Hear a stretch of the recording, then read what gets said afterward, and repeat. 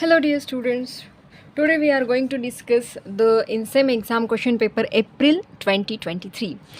आज हम ये क्वेश्चन पेपर जो है INSEM का उसका सॉल्यूशन देखेंगे. ओके, सेम पैटर्न रहेगा. क्वेश्चन 1 का और क्वेश्चन 2 रहेगा, क्वेश्चन 3 का और क्वेश्चन नंबर 4 रहेगा, और देयर विल बी सब questions in each questions. Okay, so here is the first question. A system of forces acting at the corner of rectangular block as shown in figure, determine the magnitude and direction of resultant force. Very easy question.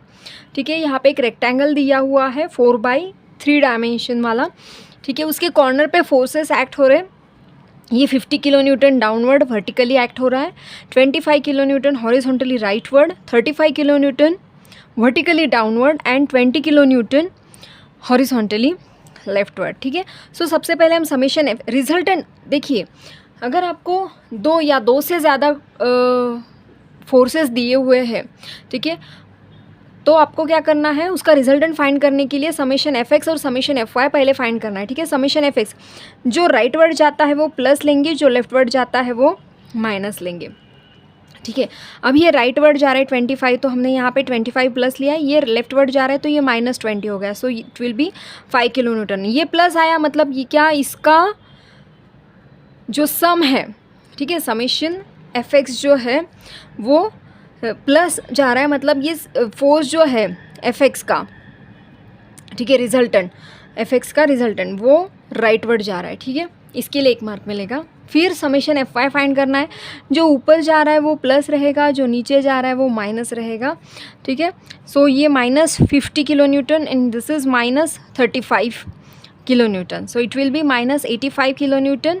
ये minus sign आया, minus sign indicates ये F Y निकाल रहे, Y है तो वो downward रहेगा. So resultant will be √ of और square √ of summation F X square plus summation F Y square. ठीक है, 2 से ज़्यादा फोर्सेस इसलिए हम ये फॉर्मूला यूज़ कर रहे हैं. एफ एक्स की वैल्यू पुट करेंगे, एफ वाई की वैल्यू पुट करेंगे, रिजल्टेंट फाइंड करेंगे कैलकुलेट करके. यहाँ तक आपको 4 मार्क्स मिलेंगे. ठीक है, फिर उसका डायरेक्शन यानी एंगल फाइंड करना है रिजल्टेंट का.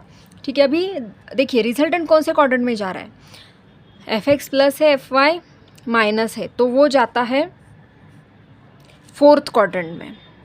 राइट, ये रहा आपका रिजल्टेंट 85.15 किलो न्यूटन. ठीक है, अभी उसका डायरेक्शन फाइंड करेंगे यानी alpha is equal to tan inverse of F Y upon F X. तो ये कैलकुलेट करने के बाद आता है 86.63, so it will be 86.63 degree. So this is the first question. 6 marks के लिए बहुत ही ईजी क्वेश्चन था, कुछ भी रिजॉल्व करने की ज़रूरत नहीं है इसमें, कुछ भी नहीं, very simple calculations are there.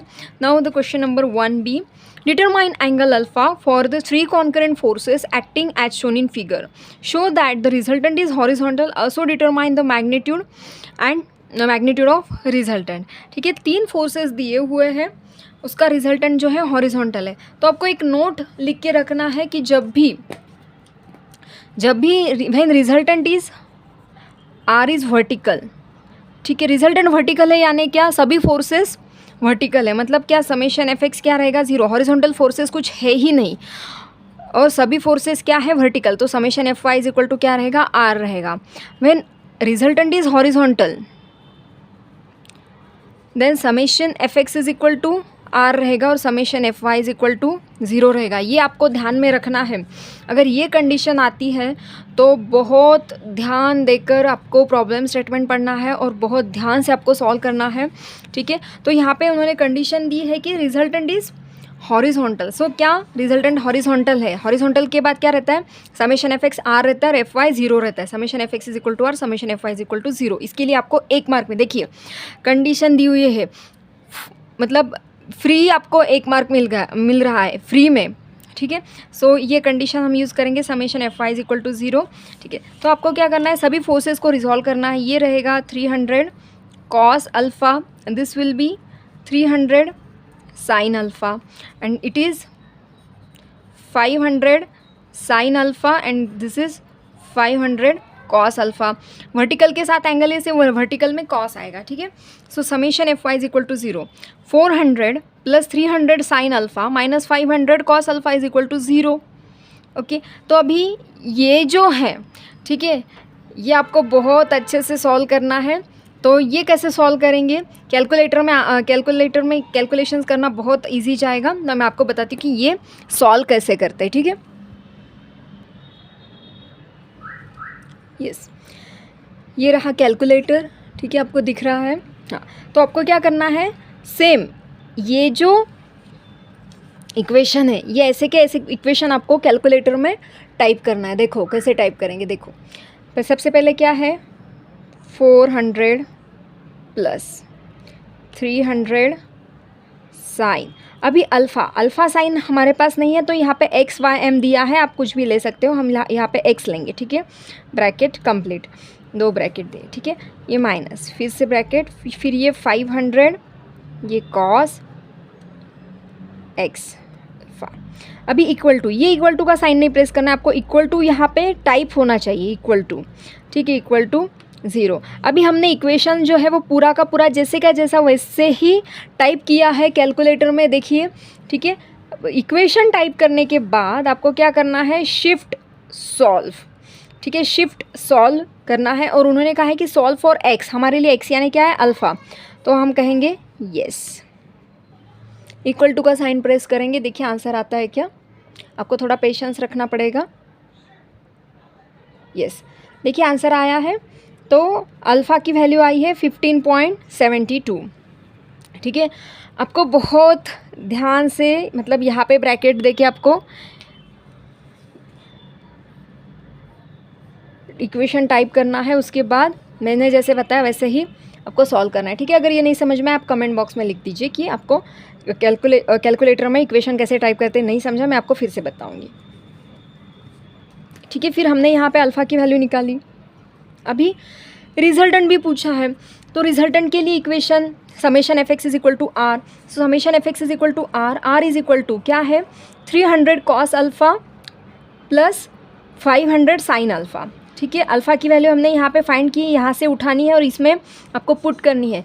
So are की वैल्यू मिलेगी 424.26 न्यूटन। इसके लिए आपको 2 मार्क्स मिलेंगे, ठीक है। 5 मार्क्स का क्वेश्चन था, बहुत ईजी है, समझ में आया, ठीक है। Now next question, yes, theory question है, state the Varignon's theorem and principle of transmissibility. So Varignon's theorem मैंने जब पढ़ाया था टॉपिक, तभी आपको उसका स्टेटमेंट बताया था कि sum of algebraic sum of all the forces, algebraic sum of moment of all forces about any point is equal to moment of resultant, है ना। सो यही है वो।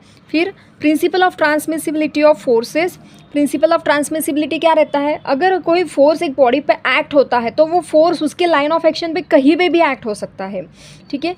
हाँ, so if the force acts at a point on a body, it is assumed that it acts at any other point on the line of action, उसके line of action पे वो कहीं पे भी act होता है। ये एक ही force है, 2 नहीं है, एक ही है, ठीक है। हाँ, so this is the principle of transmissibility. Now question 2a. A gusset plate of roof truss is subjected to 5 forces as shown in figure. Determine the magnitude and direction of resultant force. Very big question, 8 mark के लिए question पूछा है। 5 forces are there, okay. सो देखिए, ये 2 horizontal है, ये इधर जा रहा है, ये इधर जा रहा है, ये वर्टिकली अपवर्ड, ये वर्टिकल है। सिर्फ ये 2 इंक्लाइंड है, वो भी 45 डिग्री को, मतलब ये 45 है तो इन दोनों के बीच में एंगल क्या होगा, 45, इन दोनों के बीच में एंगल क्या होगा, 45। इसकी ज़रूरत नहीं, फिर भी आपको बता रही हूँ, किसी क्वेश्चन में ये काम आएगा। सो आपको समेशन एफ एक्स फाइंड करना है। Summation F X is equal to horizontal forces, ठीक है। ये हॉरिजॉन्टल है, ये हॉरिजॉन्टल है, इसका हॉरिजॉन्टल कंपोनेंट और इसका हॉरिजॉन्टल कंपोनेंट। इसका हॉरिजॉन्टल कंपोनेंट क्या रहेगा, 180 cos 45, और इसका हॉरिजॉन्टल कंपोनेंट रहेगा 160 cos 45, ठीक है। सो 180 plus 180 cos 45 minus 160 cos 45 minus 200, ठीक है। सो ये कैलकुलेशन करके आपको ये आंसर मिलेगा। माइनस आया मतलब एफ एक्स उधर जा रहा है, ठीक है। हाँ, इसके बाद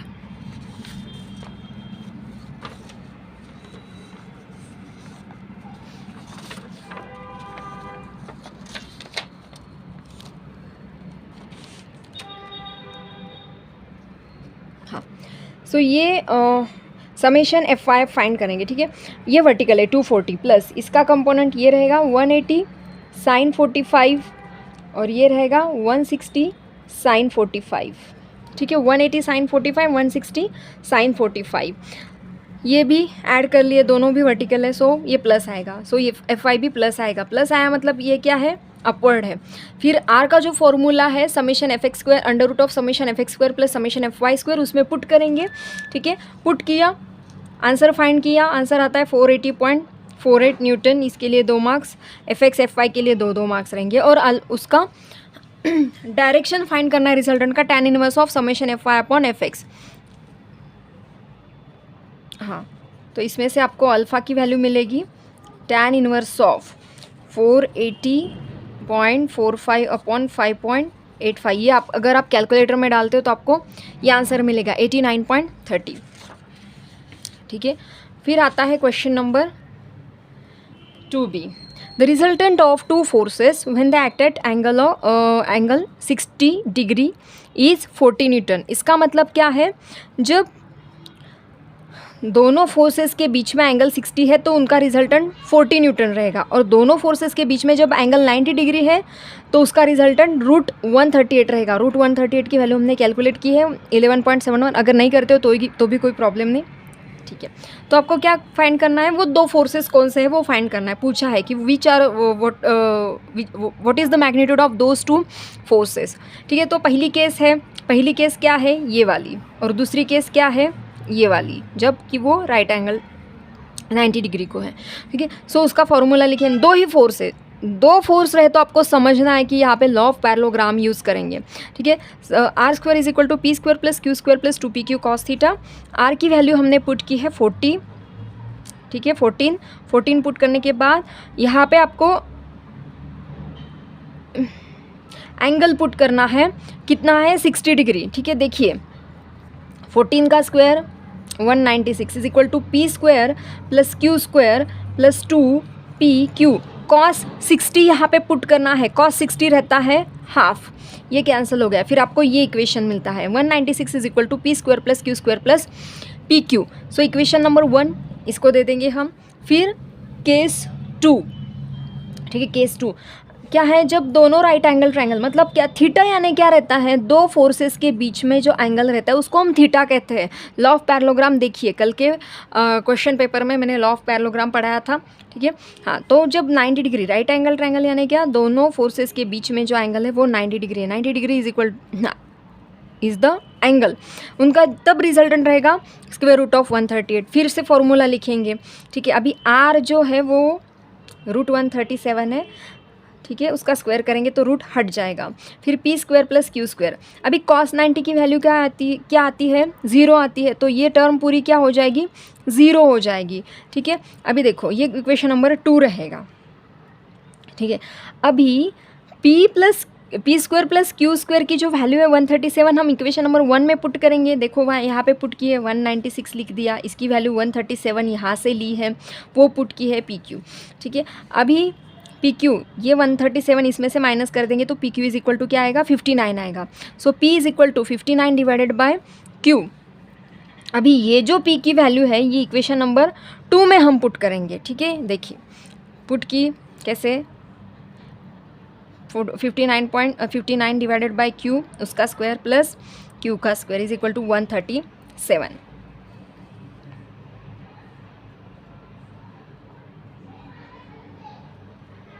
ठीक है, हाँ, so q raise to 4 minus 137 Q square plus 3481। अभी 3481 क्या है, कैसे, ये कैसे आया, देखिए 59 का square upon Q square plus Q square is equal to 137।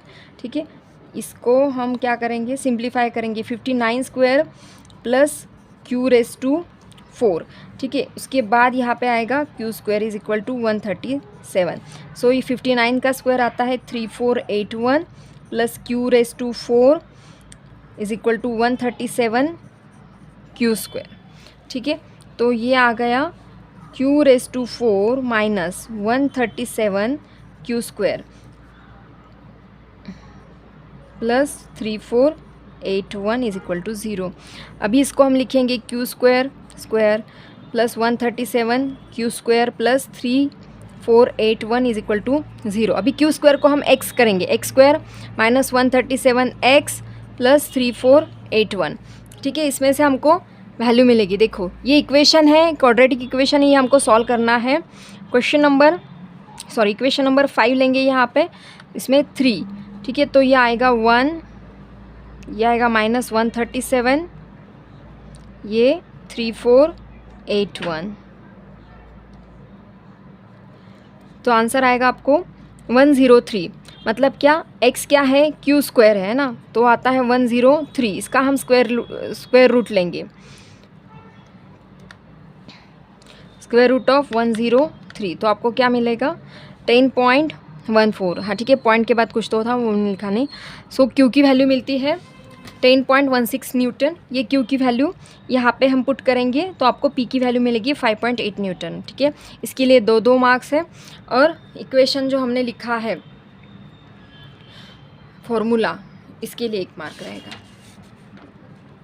ठीक है, now the next question is, यहाँ पे उन्होंने डेफिनेशन पूछी है रिजल्टेंट फोर्स की और इक्विलिब्रेंट फोर्स की। सो रिजल्टेंट के लिए 1 मार्क रहेगा, इक्विलिब्रेंट के लिए 1 मार्क रहेगा। If number of forces acting on body are replaced by, resultant force का डेफिनेशन है। सो क्या रहता है resultant force? It is the single force which create the same effect as created by the number of forces. If number of forces acting on body are replaced by a single force, which has the same effect as that of all the forces together, then the single force is known as resultant force। 1 mark मिल गया। इक्विलिब्रेंट force क्या रहता है? जितना magnitude resultant का रहता है उतना ही इक्विलिब्रेंट का रहता है, बस डायरेक्शन उसके अपोजिट रहती है और दोनों भी कोलिनियर रहते हैं। It is the force which when applied to the given system of forces the resultant of force system would become 0। ठीक है, देखिए एक बॉडी है, ये बॉडी पे फोर्सेस एक्ट हो रहे हैं, तो वो फोर्सेस का जो रिजल्टेंट है वो इस डायरेक्शन में अगर एक्ट होता है, सपोज राइट डायरेक्शन में, तो इक्विलिब्रेंट लेफ्ट डायरेक्शन में एक्ट होगा। ठीक है,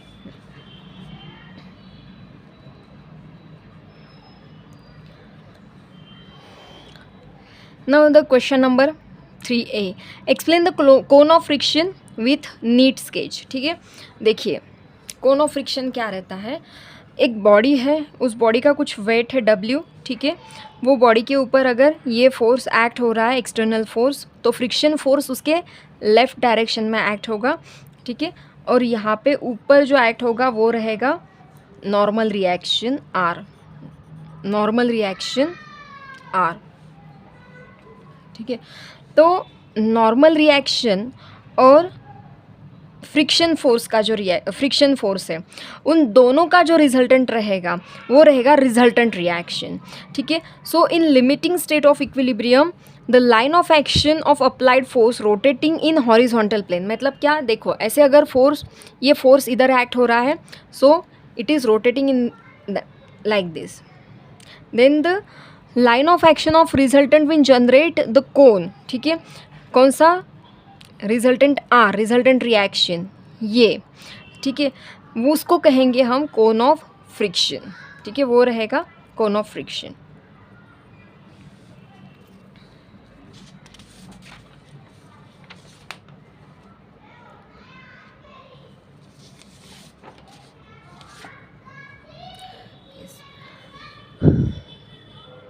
This is the third question.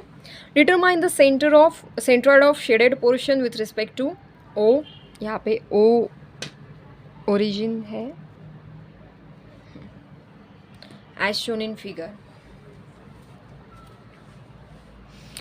ठीक है, सो एक ट्रायंगल दिया हुआ है, एक रेक्टेंगल है और उसमें से एक छोटा सा सेमी सर्कल उन्होंने कट किया है। तो इन दोनों का एडिशन करना है और उसमें से ये आपको माइनस करना है। ठीक है, सो एरिया हम इसको डायग्राम नंबर 1 कंसीडर करेंगे, इसको 2 कंसीडर करेंगे और इसको 3 कंसीडर करेंगे। सो इसका एरिया, ट्रायंगल का area half, base is this 60, height is this. Height कितना है? 50 + 100 + 90, तो वो आता है 240। ठीक है, ये एरिया फाइंड किया A2। इसका एरिया फाइंड किया 100 × 240, सो ये आ गया।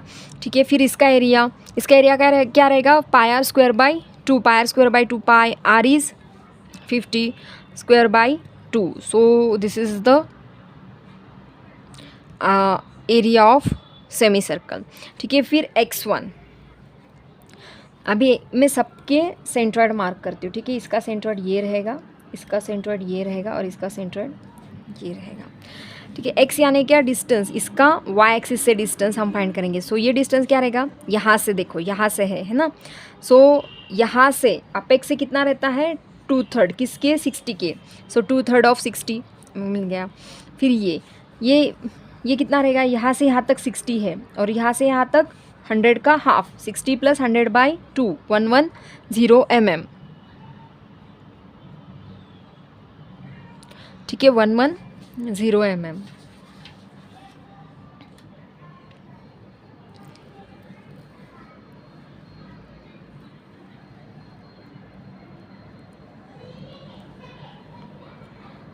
अभी x3 ये, तो देखिए सेमी सर्कल में, ये सेमी सर्कल है सपोज, ठीक है। इसका सेंट्रॉइड कहाँ पे रहेगा, यहाँ पे। सो ये डिस्टेंस क्या रहता है, ये डिस्टेंस रहता है 4r/3π रहता है। तो हमको क्या चाहिए, ये डिस्टेंस चाहिए पूरा।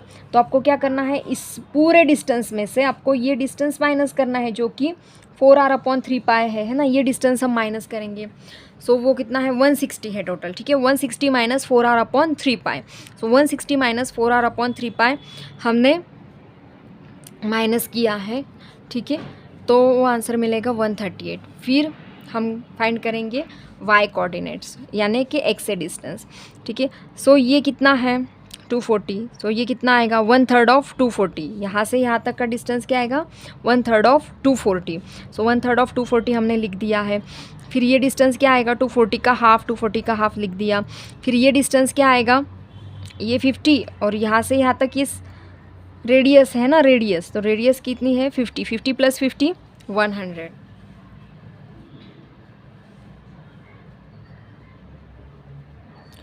So x bar is a1x1 + a2x2 - a3xt divided by a1 + a2 - a3, ठीक है। सो वैल्यूज़ हमने यहाँ पे फाइंड किए हैं, वो वैल्यूज़ हम इस फॉर्मूले में पुट करेंगे, कैलकुलेशन करेंगे और आपको आंसर मिल जाएगा x bar = 87.37 mm, ठीक है।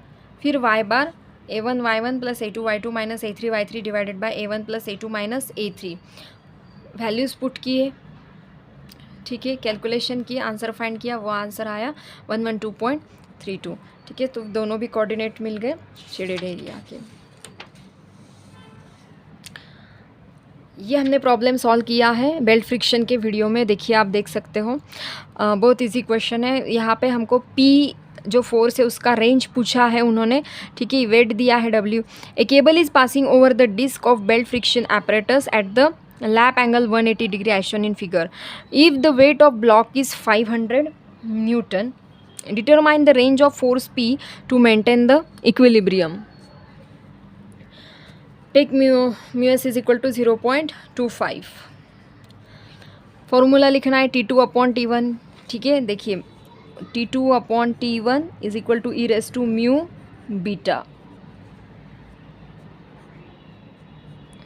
ओके। सो T2 जो बड़ा रहता है वो ऊपर रहेगा, जो छोटा रहेगा वो नीचे। बड़ा जो है, bigger force will be in the numerator and smaller force will be in the denominator. So maximum यानी क्या, बिगर रहेगा, तो वो हम वहाँ पे पुट करेंगे। दूसरा जो है W नीचे आएगा। एक टेंशन ऊपर रहेगा, एक टेंशन नीचे रहेगा, ठीक है। ये अगर ऊपर आता है तो ये नीचे आएगा, ये ऊपर आता है तो ये नीचे आ जाएगा। Is equal to e raised to mu beta।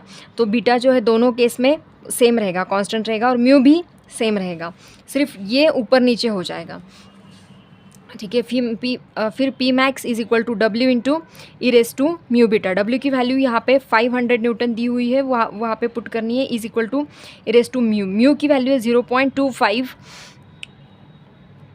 Beta जो है 180 डिग्री पाई रेडियन, वो पुट कर दिया। P max is equal to 1096.64 newton, ठीक है, 1096.64 न्यूटन।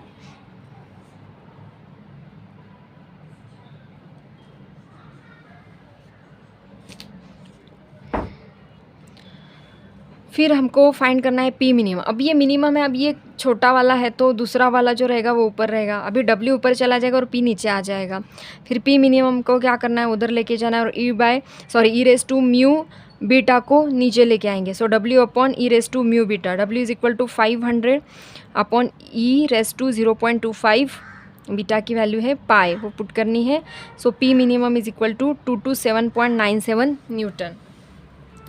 दोनों भी मिल गए. सो रेंज विल बी, यहाँ पे लिखना था, ठीक है, नहीं लिखा है. Range of force P is equal to, so वो लिखेंगे हम 1096.64 greater than P greater than 227.97 newton. ठीक है. सो P की वैल्यू इन दोनों के बीच में रहेगी.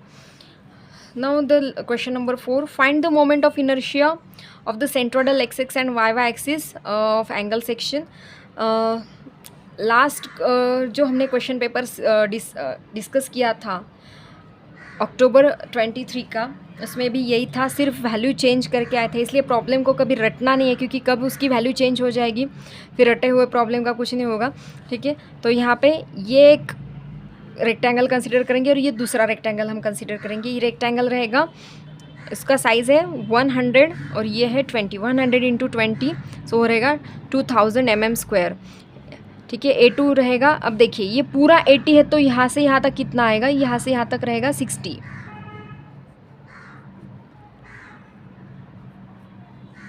यहाँ से यहाँ तक रहेगा 60 इंटू 20, 1200 mm².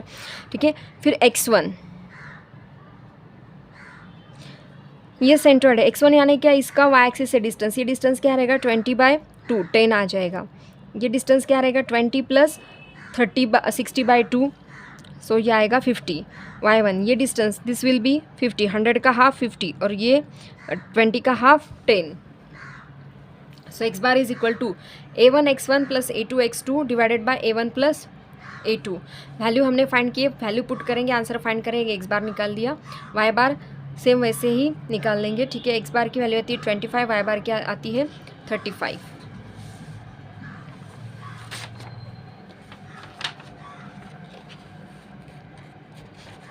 ठीक है. फिर अभी मोमेंट ऑफ इनर्शिया फाइंड करेंगे. ठीक है. मोमेंट ऑफ इनर्शिया देखिए,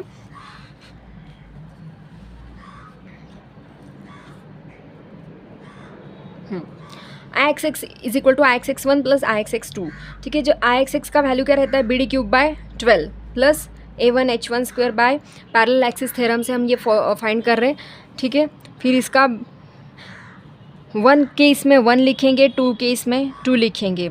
B1 क्या है 20 है, D1 क्या है 100 है. फिर A1 हमने फाइंड किया है H1. अभी यहाँ पे H1 यानी क्या, x फाइंड कर रहे तो y बार माइनस y1 रहेगा. ठीक है. सो फिर B2 D2. ठीक है. फिर H2 क्या रहेगा, y बार माइनस y2 रहेगा. हमने सबकी वैल्यू पता है हम. ठीक है. तो फिर वैल्यू पुट करनी है, यहाँ पे कैलकुलेशन करना है और आंसर फाइंड करना है. आंसर आपको ये 2.9 मिलेगा. आपको सिर्फ ये सॉल्यूशन जो मतलब वीडियो चल रहा है वो सिर्फ देखना नहीं, आपको कैलकुलेट करके भी सॉल्व करके देखना है ये प्रॉब्लम. ठीक है. पेन और पेपर कैलकुलेटर लेके. ठीक है. फिर IYY फाइंड करेंगे. IYY is equal to IY1 + IYY2. अभी यहाँ पे चेंज होगा, BD³/12 रहता है, DB³/12 हो जाएगा. DB³/12 1 1. ठीक है. 2 2 2 2. ठीक है. अभी y फाइंड कर रहे तो h क्या रहेगा, x बार माइनस x1 रहेगा. ठीक है. सो उसमें वैल्यूज़ हम पुट कर देंगे जो कुछ भी है, D1 B1 ध्यान से रखना. ठीक है. यहाँ से यहाँ तक 80 है, लेकिन हमने रेक्टेंगल ये कंसीडर किया है और ये कंसीडर किया है, तो इसका जो b है वो रिड्यूस हो रहा है, 60 हो रहा है, क्योंकि वो जो 20 mm था वो उसमें चला गया है ना. वैल्यूज़ पुट कीजिए, आंसर फाइंड कीजिए कैलकुलेट करके. ठीक है. आपको आंसर मिल जाएगा. अभी एक ये लास्ट प्रॉब्लम है. ठीक है. एक लैडर है, उसका वेट है 15 kg और उसके ऊपर एक 90 kg का पर्सन क्लाइंब कर रहा है. तो आपको उन्होंने पूछा है कि मतलब पर्सन कहाँ तक क्लाइंब करेगा जहाँ से लैडर स्लीप होगी. सपोज पर्सन S तक क्लाइंब कर रहा है और जहाँ से लैडर स्लीप हो रही है. ठीक है. सो फिर यहाँ पे रफ़ फ्लोर है, यहाँ पे स्मूथ वॉल है. तो रफ़ फ्लोर पे मतलब आपको ये FBD ड्रॉ करें. This is the FBD. ठीक है. हमें FBD ड्रॉ करेंगे. यहाँ पे रिएक्शन आ जाएगा RA. ठीक है. यहाँ पे रिएक्शन आ जाएगा RB. पर्सन का वेट, लैडर का वेट, दोनों फोर्सेस हो गए। फ्रिक्शन फोर्स, लैडर इधर स्लिप हो रही है तो फ्रिक्शन फोर्स इस डायरेक्शन में रहेगा। ये रफ है इसलिए यहाँ पे फ्रिक्शन फोर्स एक्ट हो रहा है। ये स्मूथ है, यहाँ पे फ्रिक्शन फोर्स 0 हो जाएगा, ठीक है। और ये थीटा दिया, थीटा अब पिछले प्रॉब्लम में यहाँ पे था थीटा, अब इस प्रॉब्लम में यहाँ पे दिया हुआ है, ठीक है। हाँ, तो अभी सबसे पहले हम थीटा की वैल्यू फाइंड करेंगे। टोटल जो लेंथ है लैडर की है वो है 4 मीटर, ठीक है, 4 मीटर है लेंथ। और यहाँ से यहाँ तक दिया हुआ है उन्होंने 1.5 मीटर,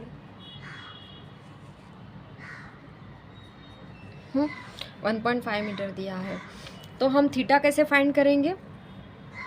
साइन का formula, sine theta is equal to opposite upon hypotenuse. Sine theta is equal to, so theta is equal to sine inverse of opposite upon hypotenuse, ठीक है। थीटा की वैल्यू हमने फाइंड की।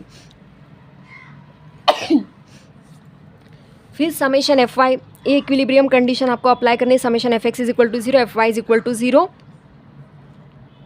ठीक है। Summation F Y is equal to 0 apply किया। R A upward है, ये दोनों भी डाउनवर्ड है, तो ये आंसर आ जाएगा आर ए का।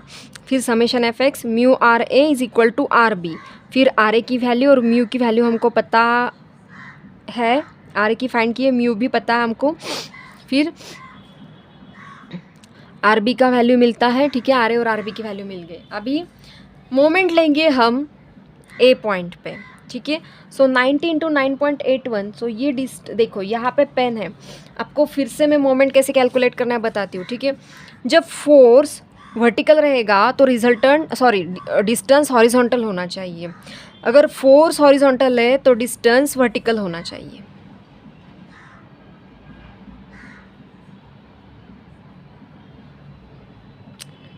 ठीक है। हाँ, ये फोर्स कैसा है? वर्टिकल। यहाँ पे ए पॉइंट है। अभी बताइए मुझे, मेरा फिंगर और ये फोर्स मतलब पेन वर्टिकल है, फोर्स वर्टिकल है, तो डिस्टेंस हॉरिजॉन्टल कितना रहेगा? ये distance, this distance will be S sine theta रहेगा, ठीक है। क्यों साइन? अभी ये अपोजिट में आ रहा है, ठीक है, ये थीटा है तो ये भी थीटा रहेगा, ये हाइपोटेनस, तो ये क्या रहेगा? ये एस कॉस थीटा रहेगा और ये रहेगा एस साइन थीटा, सो एस साइन थीटा। फिर 15 इंटू 9.81, 15 इंटू 9.81, फिर वो आता है 2 cos theta, 2 sine theta, 2 sine theta. फिर आर बी ये है, ठीक है, आर बी ये रहेगा 4 कॉस थीटा रहेगा ये। अभी देखिए ए पॉइंट और आर बी फोर्स में कितना डिस्टेंस है? फोर्स हॉरिजॉन्टल है तो डिस्टेंस क्या है? वर्टिकल। ये डिस्टेंस वर्टिकल है, वर्टिकल कितना है? 4 cos theta. R B into 4 cos theta कैसे जा रहा है वो? Anti clockwise, so minus. मैंने इक्वेशन लिख लिया। देखो बहुत ध्यान से लिखना है इसको, ठीक है। कैलकुलेशन कीजिए अच्छे से। ये कैलकुलेशन किया, थीटा की वैल्यू हमने निकाली थी, वो थीटा की वैल्यू यहाँ पे पुट की है। हाँ, ये यहाँ पे कैलकुलेशन ये हो गया। देखिए 15 इंटू 9.81 कितना आता है? 15 इंटू 9.81 147, और ये जो 2 है, ये 2 इसमें मल्टीप्लाई में लेना है हमको 2, सो वो आएगा 294 आएगा। सो ये आता है 294.3।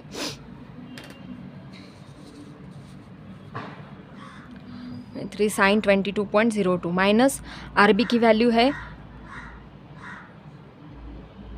हाँ, आर बी की वैल्यू है 257.51 इंटू 4, 257.51 इंटू 4 वो आती है 1030.04, ठीक है। कॉस थीटा की वैल्यू है 22.02। अभी एस, यहाँ पे एस है, ठीक है, ये दोनों का समेशन लेंगे, ये दो टर्म का, ठीक है, ये कैलकुलेट करेंगे, लिख लिया वैसे के वैसे। और एस के मल्टीप्लिकेशन में जो भी है वो उसके डिवीजन में जाएगा, ठीक है। इससे हमने एस की वैल्यू कैलकुलेट की है। This is the final answer. So ये रहा सॉल्यूशन क्वेश्चन पेपर का अप्रैल 23 के, ठीक है। सो बहुत अच्छे से पेपर लिखना, आउट ऑफ मार्क्स आपको मिलने ही चाहिए। अच्छे से पढ़ाई कीजिए, कंसेप्ट क्लियर रखिए। सबसे पहली बात कंसेप्ट क्लियर रखना है, दूसरी बात, न्यूमेरिकल्स की प्रैक्टिस करनी है, पेन और पेपर लेके, कैलकुलेटर लेके, ठीक है। न्यूमेरिकल्स की प्रैक्टिस राइटिंग की जब होगी तो कैलकुलेटर की भी प्रैक्टिस होगी। वो सभी प्रैक्टिस आपको ज़रूरी है, ठीक है। वो आपको सॉल्व करना है, सॉल्व करके देखना है। कुछ प्रॉब्लम्स मैंने पहले भी बताए थे, आरसी हिबलर और Beer and Johnson, Meriam and Kraige में से जो अनसॉल्व्ड एक्सरसाइज रहता है वो आप सॉल्व करके देखिए, ठीक है। बहुत सारे प्रॉब्लम की प्रैक्टिस कीजिए पिछले जो, और ये तो 2 क्वेश्चन पेपर मैंने आपको डिस्कस करके बताए हैं क्वेश्चंस। इसके पहले जो है दिसंबर 22 का, वो भी क्वेश्चन पेपर आप सॉल्व कीजिए। मोमेंट की प्रैक्टिस कीजिए, फोर्सेस की प्रैक्टिस कीजिए, सेंट्रोइड की प्रैक्टिस कीजिए। फ्रिक्शन तो आ जाएगा, ये सब कर लिया तो ठीक है। सो आपको इन सेम एग्ज़ाम के लिए ऑल दी बेस्ट। अगर आपको कुछ चाहिए तो आप कमेंट बॉक्स में लिख दीजिए, ठीक है। किसी भी क्वेश्चन में डाउट रहा तो आप वहाँ पे डाउट पूछ सकते हो मुझे, कि तो आज के लिए इतना ही। Thank you, all the best for in sem exam.